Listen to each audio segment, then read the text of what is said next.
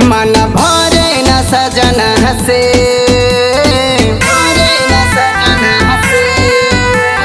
देवरा हमारे ढोड़ी चटना मन भरे न सजन हसे कि दूसरा से काम चलवाइले वही दिन के घटना से दूसरा से काम चलवाइले वही दिन के घटना से।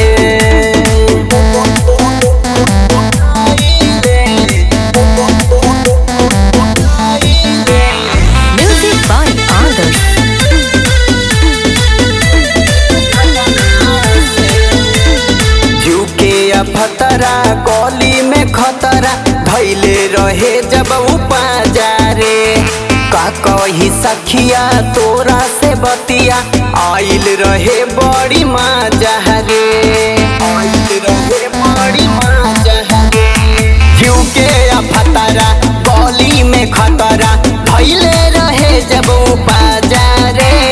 का कही सखिया तोरा से बतिया आइल रहे बड़ी मजा रे गाली पे जावन निशानी रहे उहो दांते के काटना से कि दूसरा से काम चलवाइले वही दिन के घटना से दूसरा से काम चलवाइले वही दिन के घटना से।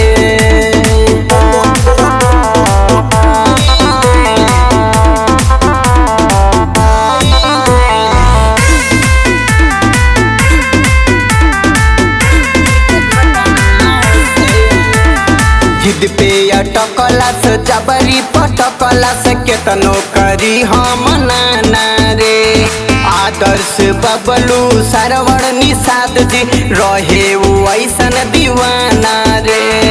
रहे वो ऐसन दीवाना रे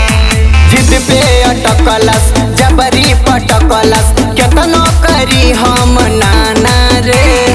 आदर्श बबलू सरवण निषाद जी रहे ऐसन दीवाना रे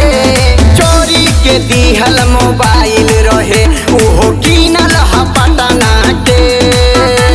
कि दूसरा से काम चलवाइले वही दिन के घटना